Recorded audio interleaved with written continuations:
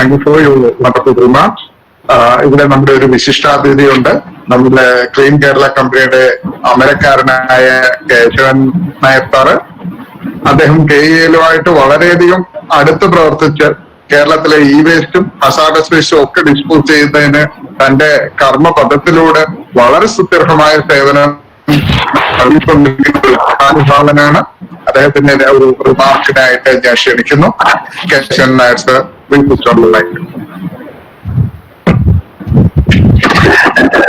Thank you very much, my friend Mr.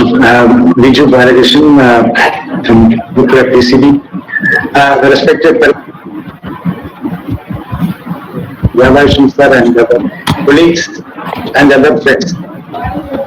Actually, I am not into hazardous waste management. Sir, your mic is muted. Okay.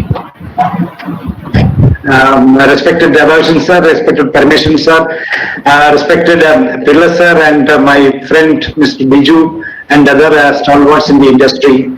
Actually, I was not I'm not into hazardous waste management sector.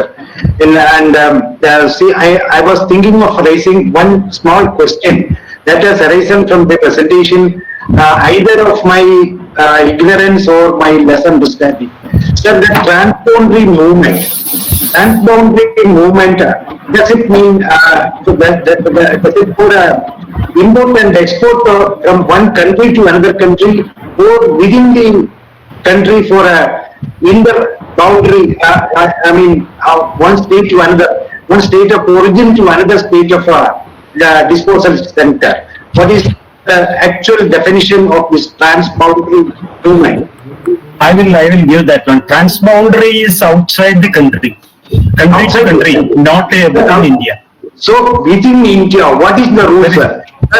Within India, Kerala, and it to Delhi, and disposed and it crosses several boundaries.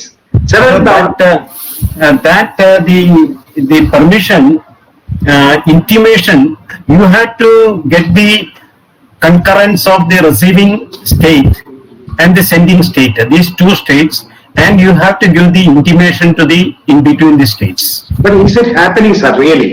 Because I have an example that has come to me very recently, that Government of Kerala is now launching a very ambitious flagship program of filament-free Kerala. Filament-free Kerala, they own that electronic hazardous waste category that CFL lamps are coming. In fact, we are now struggling for the management of its disposal in a safe mode using the service of KEIL. And the cost factor is very high. But at the same time, some people approach me that they can offer money to our company and take it off. How is it possible? When we are paying a huge sum to KEIL for its processing, some people are coming and asking that we will give you money back. So we will get money. The Clean Kerala company will get money for giving the material to them. So how it will happen? So because I know KEIL and its processing technology, and I have personally visited, and they are struggling with the small money they are collecting from me to process the product. That I know personally. But how these people, they are from from a very small inquiry, I understand that in a CFL there is bottom part and the upper glass part. They dismantle the glass part and crush it and send to glass processing people. And the bottom part, they say they are sending to other states at a higher cost. How it is processed, how it is disposed, whether it is safe disposal or whatever it may be, that is not known to us. How it can be that? This waste management is a very complex problem, and the implementation, for example, I told you this there are 6 rules I told you in 2016 came for a plastic waste, biomedical waste, e-waste, separate rule. E-waste is covered by under e-waste rule, hazardous waste rule, construction and demolition waste rule. So there are 6 rules separate to address this one. But the implementation or even the processing recovery facilities are much less. Not there. So this transboundary this movement from state to state and other happening with if it goes with permission, there is nothing wrong. If it is done with a good intention and people are doing right processing, but if somebody takes and dump it somewhere, that is a wrong thing. That is also happening. So when there is a valuable thing to recover, what is happening? Some people, if you have a solvent, people will say, I will take it. I will give you money also. What he will take, he may take it and mix with the diesel and petrol. Yes. Diesel and petrol bump, they will put it into this one along with this one and they will give you money also. This is happening. This is a big chain of people doing in Gujarat. There are people doing, and you cannot depend on the petrol you are getting from some petrol bunks because they use it. Industries give, because pharma industries, they have a lot of solvents. So you get money because the petrol price is 80 rupees. You need to give 10 rupees or 20 rupees. You will easily. So there are a lot of things happening. So you cannot say generalize and this one. But the issues are there. It needs to be resolved. But if it is properly understood and processed, because everything is costly affair. But there are precious material in every waste. There can be. So if you recover this one, for example, I visited a facility in Taiwan somewhere in 2007. I think 2007, Taiwan, Super Dragon technology on e-waste plant. When they do 35,000 computers or printed circuit boards, they get 1 kilo gold, which is equivalent to about 40 lakh rupees. So what they do, they import from all Europe and all these computers and printed circuit boards and everything. So similarly, many of the processing people can do, and they will be looking, and entrepreneurs can find out, and they can, the resource recovery is very good. But we have to ensure that the leftover things are not thrown away. That is another thing. They will recover what they need, and the other things they will throw away. Such things should not happen. It should be with the legal and with all facility. Viju, there are couple of questions in the chat box. Please, the panelists, kindly look at it. Have raised 3 questions.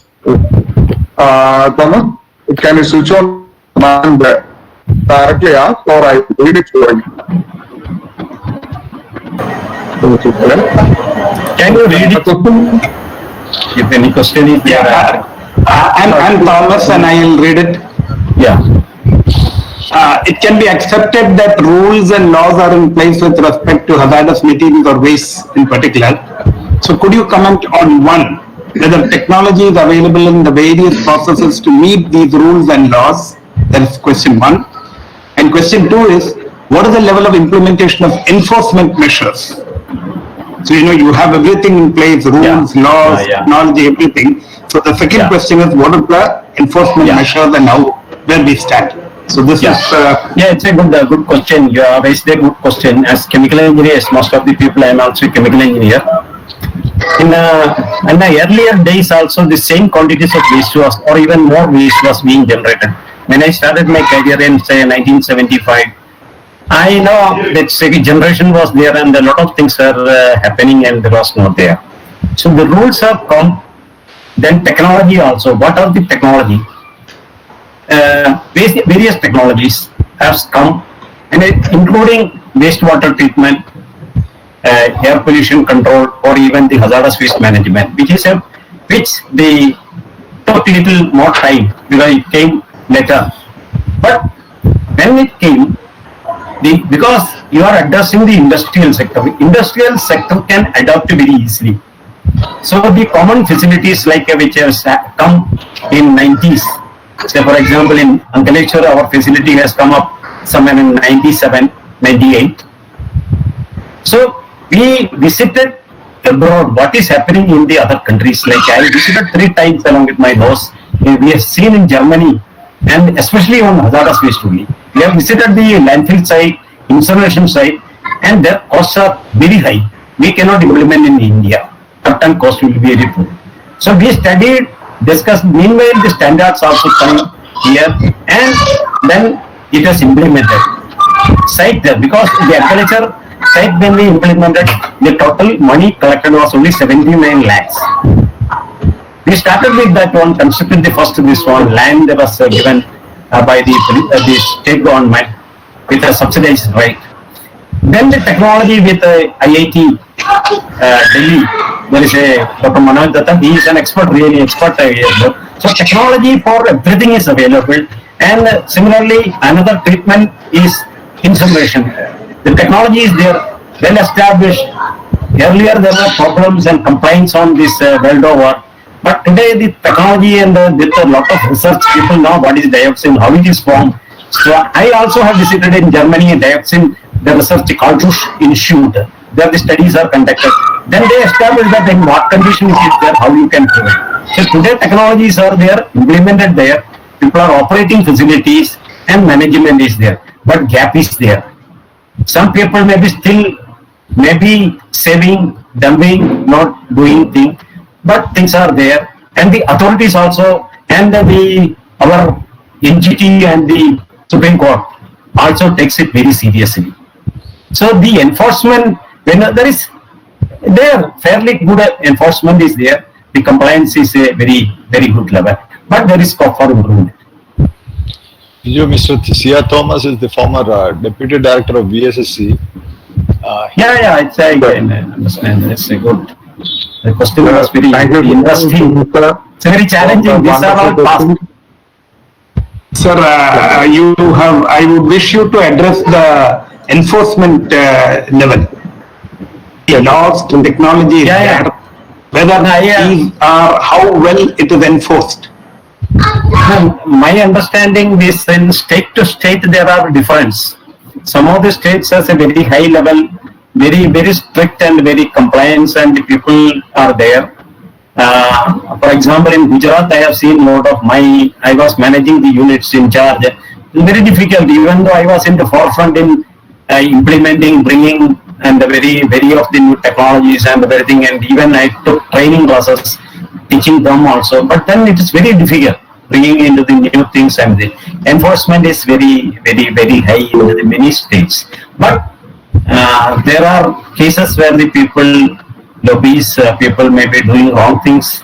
The level of the requirements, people sometimes not meeting. The analysis requirements, people may not be meeting. Treatment is where if they are doing an incineration, if they don't keep the 1100 degrees centigrade, and this decomposition, everything will not be there. Say they may be doing wrong things, and sometimes these authorities catch and the person unit punishment. You may be seeing that NGT put a lot of punishment even to the public sector units also in the violations. So enforcement, it's reasonably in a good level, but there are gaps. Thank you, sir.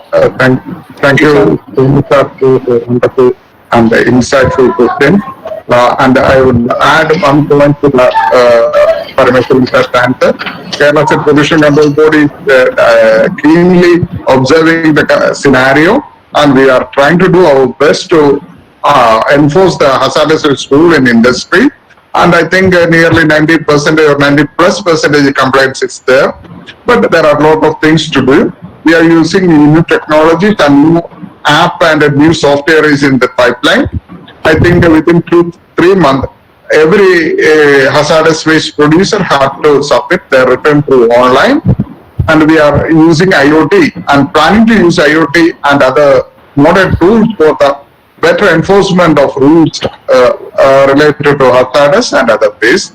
I think our chairman of the Joint Action Council, Kerala State Pollution Control Board, Pradeep sir, have some code to add and one question to ask to Parameshwar sir. I invite Pradeep sir. Pradeep sir is an ardent environmental enforcer as well as a compromiseless fighter for the environment. He had many movements. He had initiated many movements and achieved very wonderful results in his career, and he's the most senior fellow in our fraternity. I invite Pradeep sir to question and add up the point. Please switch on the mic, sir. Can you hear me? Yeah. Yeah. Thank you all.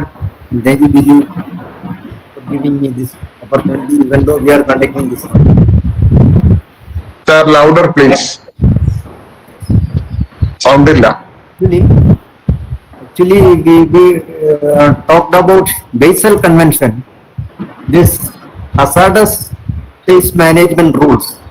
Now it is hazardous and other waste management and transboundary movement rules 2016. This was passed by the Parliament consequent to India's commitment to 4 international conventions, not Basel Convention alone. Another 3 conventions are Rotterdam Convention, then Stockholm Convention on POPs, then Minamata Convention on mercury. All these 4 conventions related to hazardous waste only. So these rules and also all acts and rules, Environmental Act, Water Act, Air Act, and the rules are the result of India's commitment to the international conventions and also the constitutional framework. Article 21 right to life, 48 states obligations, 51 HAZARDOUS constitutional duty to every citizen. And I would like to ask a question. We know co-processing is a good practice for some of the hazardous waste generation. Has anybody or any institution conducted any study or scientific assessment on identification of hazardous waste suitable for cross-processing? And if so, the suitable pre-processing required for achieving the best co-processing? Thank you. Thank you, sir. You are asking me a very right question, because I have worked a lot on co-processing, and I visited USA as a member of the Indian delegation on hazardous waste management in 1996. After seeing various sites, I have interacted with the cement kiln, CKRC, Cement Kiln Recycling Coalition at Washington, and we visited a cement plant where they are utilizing various waste, including used tires. Then after coming back to India, I took up with my management, and I also took up with the Gujarat Pollution Control Board and requested to give permission to take trials in cement kiln. So in 1999, I got permission to do trials with a 20 ton of solvent waste from our factory, UPL, and we took ethyl acetate residue, that is ethyl acetate residue, very good solvent with a high calorific value, that time in 99, and I stayed there in the cement company, Saurashtra Cement Company near Porbandar, and we did the studies. And then based on the studies, and it was when you use 1 ton of this waste, 1 ton of coal consumption was coming down that time. But we did with the 20 ton. Then I published a paper and presented it in a seminar organized by CPC and NPC in 2000, and my paper was published. Then this co-processing, there were a lot of discussion by Lafarge, Holcim, the cement companies, and they are working internationally, they are utilizing, and there were a lot of trials carried out by the companies using waste, various types of waste. So there are trials, and they do the pre-processing, they do the trials for with the monitoring team of CPCB, Pollution Control Board, and other laboratory, because some very few laboratory can do the all analysis like dioxin and everything. SGS laboratory, Vimta lab and all. So it is done, and the lot of waste have been permitted for co-processing. So it is a very well established today, and there are lot of advantages with co-processing. For example, your cost consumption reduces and the carbon footprint reduces, because otherwise you would have used some other coal or other material.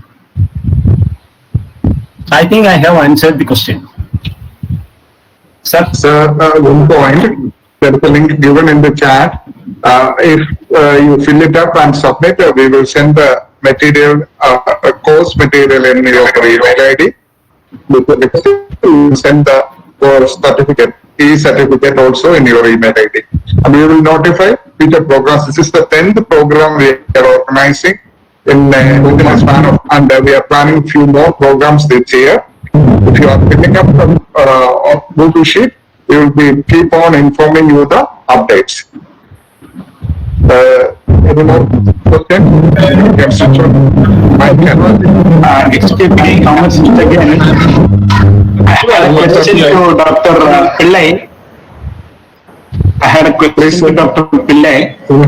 It was, quite curious on how landfill locations are identified, and this is not something which is a non-renewable thing. So that at some point of time, landfill location will be exhausted. So you could just comment on that. Yes. How are landfill locations identified? Yeah. What will happen if such locations are exhausted? Landfill locations are identified, and there are Central Pollution Control Board norms for identifying landfills. And before the site is notified by the state government, it is seen that all these criteria are fulfilled. For example, landfill should, the bottom of the landfill, one criteria I am saying, the bottom of the landfill should be at least 2 meters above the flood level water table.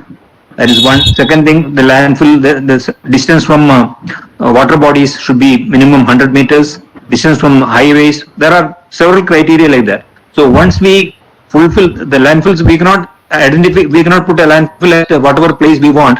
There are criteria, well-defined criteria by the Central Pollution Control Board, and the state government also, they follow it. So while deciding the landfill at Ambalamedu in a facility site at Ambalamedu, these criteria were all followed, and then only this landfill was identified. Regarding your second part, we have KEIL has now 50 acres of land given to us. Government of Kerala has purchased this land and given to us on lease, and in that 25 acres are identified for making the landfill, and the remaining area is meant for for greenbelt offices and other facilities. Now once this allotted land is over, we have to find new places which is complying with the accepted norms. That is the responsibility, as per rules, it is the responsibility of the individual state government to identify the place for landfills. And it is not an easy thing, because in a place like, especially like Kerala, where thickly populated place like Kerala, identifying a suitable land for landfill is a very difficult process. Even at the Ambalamedu facility, there was a lot of public protest against when it was made at the beginning, against making this landfill, because nobody wants a waste dump at near their houses. This is a situation everywhere, not in my backyard. That symptom is there. So I hope I have answered the question. Thank you. There was another question.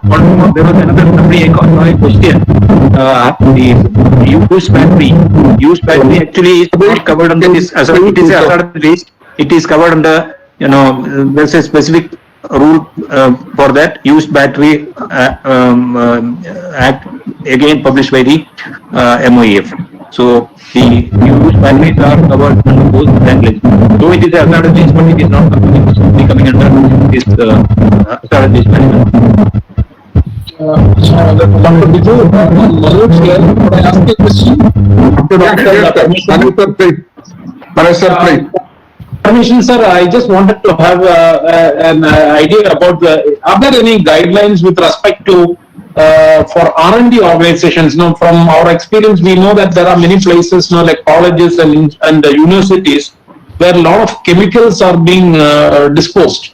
That is, primarily the chemicals are, many of the chemicals are in packed condition, not even sealed, opened. But then they are hazardous waste, mercury compounds, cadmium compounds, which cannot be disposed of. And they find it difficult to dispose it of because they are not registered under the TSDS facility. So can you give some guideline or some light on how these things can be disposed of? Yeah, this is many laboratories, including even pollution control board laboratories, because this was one issues which we addressed that in Gujarat. Because Gujarat, we have landfill treatment facility and incineration. Many of the solvent and everything they need and other treatment. So these issues can be addressed properly. It needs some, and with the proper permission from the authorities, if the college or research laboratory has the material, and because it's it can be little different, it's a chemical that needs to be done, and many such items, and there are a lot of things we are doing. For example, narcotic items, if they catch, what they will do? So we get the inquiry, and these people do, and with permissions and everything, we do that incineration that way. So, but that is we don't have the our own facilities, all facilities here. We have only landfill and the limited facility, but we can find out the way. Definitely, we can find out the way. Sir, could I suggest something to you, sir? Yeah, please. Sir, can KSPCB or some authority think of redistribution of many of these chemicals? Because there may be some places where some excess chemicals are available, or you could in quotation say exotic chemicals which may be required by others.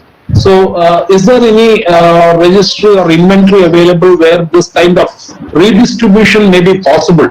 Because many of these things would have been imported and possibly that is that is if you are the generator or you are having this stock and there is another party who can utilize it properly, and if you come into an MOU and you come together with the specifications and the proper this one, and convince the authorities, this state pollution control board will be able to permit.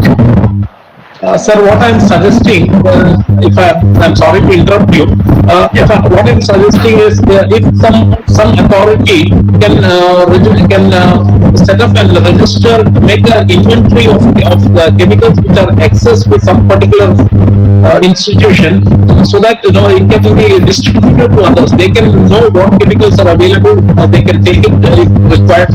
Maybe some fee payment can be made. That is a different issue. But then at least it will be goes from my facility. That is my more important thing. I think it is possible, but that I think may have to be given some advertisement, or nowadays you can give the message through some this website. Then the people will definitely be coming, because these materials are costly materials. They need not go to the landfill or other TSDF facility. Actually, it can be utilized by other people. Exactly. Sir. Only thing, there should be a facilitator who will maybe industries association or even other trade organizations. They can be the facilitator, and they should do it because what is happening, somebody should take and should not drain somewhere or throw away. It should be really utilized, and it should be there with the proof. Actually, So that can be facilitated. Some agencies like waste exchange centers, that is why called many areas there are waste exchange. Once the waste is another is raw material. So like that, waste exchanges are in operation in the industrial estates, and this can be started. Through that it can be. It's a very good suggestion. We will think on it and we will try to make some arrangement based on your valuable suggestion and recommendation. Thank you very much, sir. Thank you. Thank you. Thank you. There has been some attempts on the part of Kerala State Pollution Control Board earlier for the inventarization of this hazardous waste. Actually, they started taking the material balance of raw materials and products. But what is the status of that work now? Has it been implemented or set to be implemented? Well, sir, it had been done, but the problem with that is most of the chemicals are very old, maybe twice or thrice old as the expiry date. So most of the chemicals might have lost some of its valuable property. So taking it for reuse, we had not find many takers for that. The only solution right now available is use the service of KEIL. Villa sir will happily take it with a moderate service charge and stabilize it and dispose it in landfill. No, what I'm asking is whether such kind of inventarization is existing now.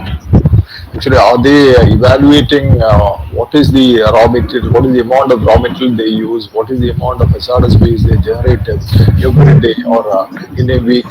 Such kind of quantification is available with all the industries. Yeah, that initiative had been started during the tenure of Ajit Haridas sir.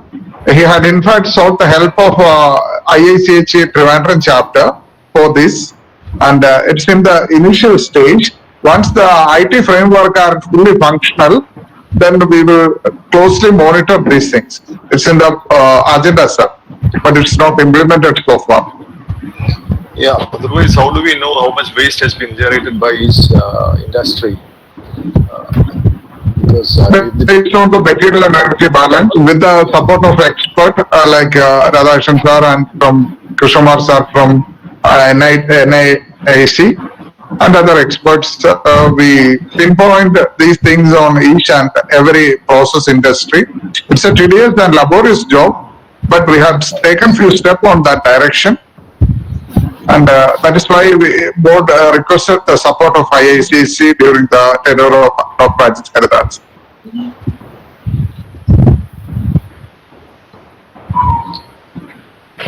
In fact, it has been done in European Union and US, and also in Japan and many Asian countries. We are in the process of setting it up.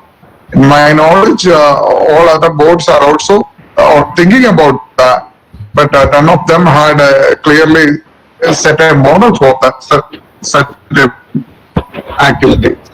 Good scope for software development also in this direction. Yes, sir. Any company turns up for this, I think it will be a welcome decision. Yes, sir. State cities and separate city ask their customers. Even this startup companies, we can think over in this direction. Yes, sir. Startup companies can venture into this. Yes, sir. We will give this idea to our upcoming startup industry-oriented program. Yeah. And let them conduct a survey and find out how the company works, what are the different raw materials they use. Let them have a survey throughout the state of Kerala or throughout the country, and then they can make a software on this. If that software will have good demand also by the industries. Yes, sir. We can somehow copy Telangana Pollution Control Board on this regard. They have a very wonderful software development division for all this hazardous waste and biomedical waste management application. Yes. With this, we are already exceeded our time. I hope the honorable members have raised, participant have raised their question. I invite Madam Remina, our honorable treasurer for Joint Action Council Kerala State Pollution Control Board, for the vote of thanks. Remina madam, please switch on your mic. Okay. Thank you, Biju. Biju, am I audible? Yeah, Your your voice is getting broken, it seems. Ravena? Okay. Okay. അപകടകരമായ മാലിന്യങ്ങൾ ഫലപ്രദമായി എങ്ങനെ കൈകാര്യം ചെയ്യാം എന്ന വിഷയത്തിൽ സംഘടിപ്പിച്ച ഇന്നത്തെ വെബിനാർ അവസാനിക്കുകയാണ്. അറിവ് പങ്കുവയ്ക്കുന്ന ഒരു സദസ്സിന്റെ ഭാഗമാകാൻ കഴിഞ്ഞ ഈ സായാഹ്നത്തിൽ സർവശക്തനായ ദൈവത്തിന് നന്ദി അർപ്പിച്ചുകൊണ്ട് ഞാൻ എന്റെ കർത്തവ്യത്തിലേക്ക് കടക്കട്ടെ. Ladies and gentlemen, good evening to one and all. I know I stand between you and your dinner. Before winding up, it is my proud privilege to propose the vote of thanks to this knowledge sharing webinar program. This program has become very special by the presence of our chief guest, Sri Piju Prabhagar IAS, Secretary, Social Department and Social Justice Department and Managing Director, KSRTC. On behalf of Joint Action Council Kerala State Pollution Control Board, it's my great pleasure to express a heartfelt gratitude to Sri Piju Prabhagar sir for inaugurating this webinar and for sharing his experience in various sectors. It was a great motivation to all of us, sir. Thank you very much. Next, I would like to thank Dr. K.B. Radhakrishnan sir, Professor and Head, Department of Biotechnology and Biochemical Engineering, SET College of Engineering, Trivandrum, for delivering the welcome speech and for your continuous wholehearted support. Thank you, sir. I would further extend a sincere thanks to Sri K.P. Sajjo, Deputy GM FSCT. He is a chairman of IIChE Kochi Regional Center, and to Dr. Srijit CC, Deputy Dean, Compliance and Knowledge Management, SAINTGITS College of Engineering, Kottayam, for the felicitation address. Thank you, sir. My sincere gratitude goes to Dr. P.N. Parameshwaran, Director, KEIL and Shivalik Solid Waste Management Limited, for the informative and detailed presentation. Your knowledge in the topic is highly appreciated. Thank you very much, sir, for being the expert panel of this evening. Next, I would like to express my heartfelt thanks to Dr. N.K. Pillai, Chief Executive Officer, Kerala Enviro Infrastructure Limited, for sharing his vast experience as a facility provider. A big thanks to Pillai sir for being the pillar of one and only common facility for hazardous waste management in our state. Thank you, sir. My sincere thanks to Keshavan Nair sir, Clean Kerala Company, for his valuable remarks. Hello. And finally, a big thanks to all of you, the audience, representatives of various industries, educational institutions, who participated so enthusiastically and also for such productive discussion. I hope this webinar is really helpful for the young engineers and students. My sincere thanks to all my colleagues who attended this webinar, and special thanks to the management of SET College of Engineering, Trivandrum, SAINTGITS College of Engineering, Kottayam, IIChE Kochi Chapter, and Kerala Enviro Infrastructure Limited for associating with the program. And finally, my wholehearted gratitude to Biju sir, convener, Joint Action Council, Kerala State Pollution Control Board, for such an innovative initiative of organizing this event. And of course, you are such an inspiration to all of us. Thank you all. Once again, thank you for being with us. Have a wonderful evening. Good night to all. Thank you, Ramena. I want to add one more person to thank list. Our respected chairman, Pradeep sir, A.B. Pradeep Kumar. He is a constant source of inspiration, support for all the outreaching activities of the BJP family members. With his constant encouragement only, we are able to finish 10 programs within a short span of 2 months. Thank you. Thank you once again for the valuable participants and our vendors, technical resource persons, Radhakrishnan sir,